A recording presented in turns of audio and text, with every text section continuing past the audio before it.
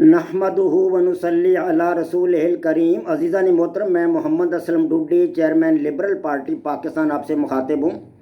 اور آپ دیکھ رہے ہیں liberal party Pakistan YouTube channel. عزیزان محترم، آپ کو پتہ ہے کہ اس چینل کے توسط سے آپ کے سامنے لبرل پارٹی پاکستان کا منشور بیان کیا جاتا ہے اور میں اسی مقصد کے لیے وقتاً فوقتاً آپ کے سامنے اپنے خیالات کا اظہار کرتا رہتا ہوں۔ عزیزان محترم، liberal party Pakistan YouTube channel آپ کا اپنا چینل ہے۔ میں توقع ظاہر کرتا ہوں اور امید کرتا ہوں کہ آپ اس چینل کو سبسکرائب کریں گے، لائک کریں گے، شیئر کریں گے اور بیل آئیکن کو بھی دبا دیں گے تاکہ پارٹی کی طرف سے دی جانے والی معلومات اور گزارشات بر وقت آپ کے پاس پہنچیں اور آپ کے دوست احباب اور عزیز و اقارب مکمل طور پر ان سے استفادہ کر سکیں۔ عزیزان محترم، آپ اس حقیقت سے بھی آگاہ ہیں کہ لبرل پارٹی پاکستان کے بینر تلے اس کے سٹیج اور پلیٹ فارم سے ان دنوں آپ کے سامنے 7 قسم کے اہم ترین پروگرام پیش کیے جا رہے ہیں، جن میں سب سے آخری اور 7واں پروگرام ڈیلیکٹیکل لبرلزم ہے۔ یہ میری پیش کردہ ایک تھیوری ہے جو میں نے پوری دنیا کے انسانوں کے لیے پیش کی ہے، اور یہ تھیوری ایک جدید ترین غیر الہامی مذہب ہے، یعنی زندگی گزارنے کا ایک راستہ ہے۔ عزیزان محترم، میں اس کے کئی ایپیسوڈ آپ کے سامنے پیش کر چکا ہوں، آج اس کا اگلا ایپیسوڈ آپ کے سامنے پیش کر رہا ہوں۔ پچھلے ایپیسوڈ میں نے آپ کو بتایا تھا کہ تفہیم آزادی کی پہچان ہے۔ یہ میری تھیوری ڈیلیکٹیکل لبرلزم کا 6واں رکن ہے۔ 5 ارکان اس سے پہلے میں آپ کے سامنے رکھ چکا ہوں، یعنی کہ دنیا کے تمام انسان،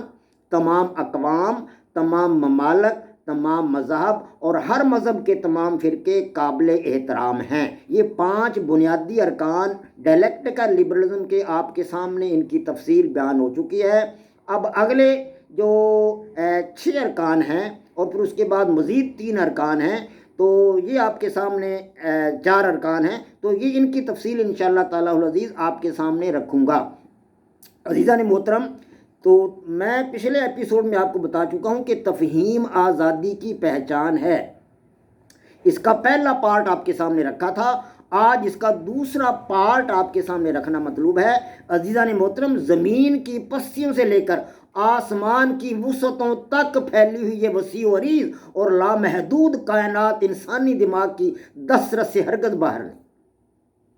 انسان اگر غور و فکر کرے، اپنی دماغ کی صلاحیتوں سے کام لے تو آسمان کی وسعتوں تک، بلندیوں تک، کہکشاؤں تک وہ پہنچ سکتا ہے۔ ستاروں، سیاروں، تمام اجرام فلکی کو وہ فتح کر سکتا ہے۔ ستاروں سے آگے جہاں اور بھی ہیں، ابھی عشق کے امتحان اور بھی ہیں۔ علامہ اقبال نے بلا وجہ یہ بات نہیں کہی، بلا وجہ یہ شعر نہیں کہا، بلا وجہ نہیں بتایا ہمیں۔ علامہ اقبال کے نزدیک پوری کائنات جو تھی وہ انسان کی دسترس کے اندر، اور وہ شاہین کی مانند تمام دنیا کو فتح کر سکتا ہے۔ اگر انسان چاند تک پہنچ سکتا ہے تو وہ خدا کے فضل و کرم سے بہت جلد باقی ماندہ سیاروں اور ستاروں کی بلندیوں کو بھی طے کر سکتا ہے اور ان کی حدود اربع کو ناپ سکتا ہے، حتیٰ کہ ان کے اندر چھپے ہوئے خزانوں تک رسائی حاصل کرنے کی سکت بھی رکھتا ہے۔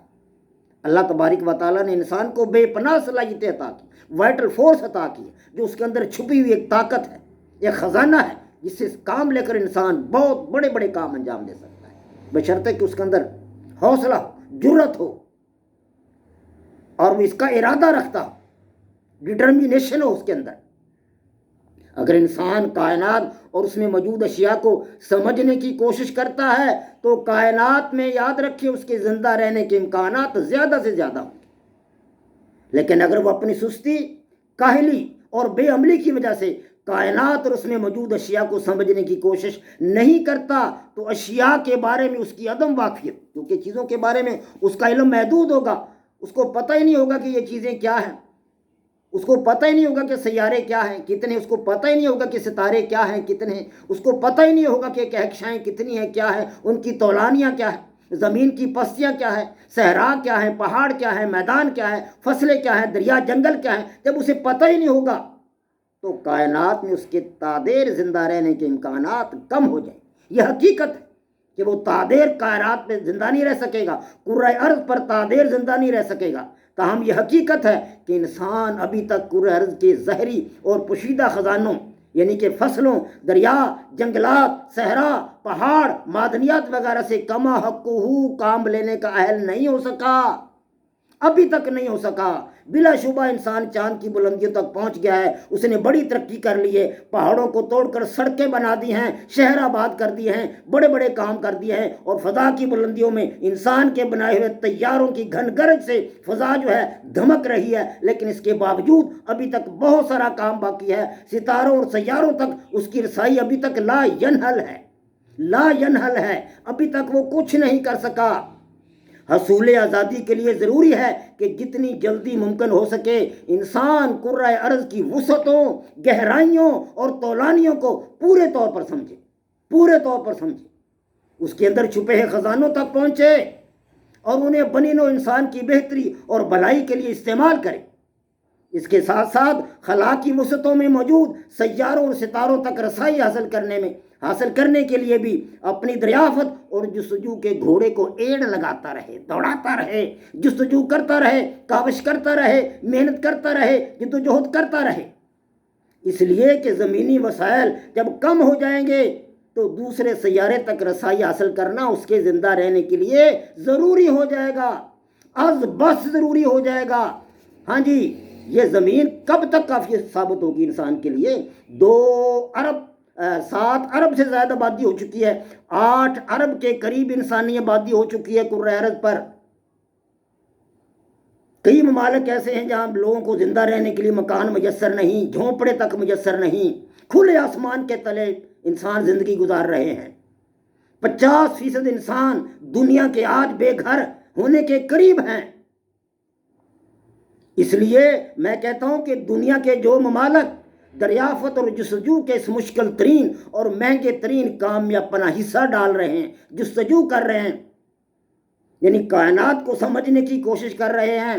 اجرام فلکی کو سمجھنے کی کوشش کر رہے ہیں، سیاروں کو سمجھنے کی کوشش کر رہے ہیں، چاند پر کمندے ڈال رہے ہیں، بلا شبہ وہ ممالک، بلا شبہ وہ اقوام انسانیت کے بہترین دوست ہیں اور دنیا کے باخبر ترین ممالک اور باخبر ترین اقوام میں شمار ہوتے ہیں، اور وہ اقوام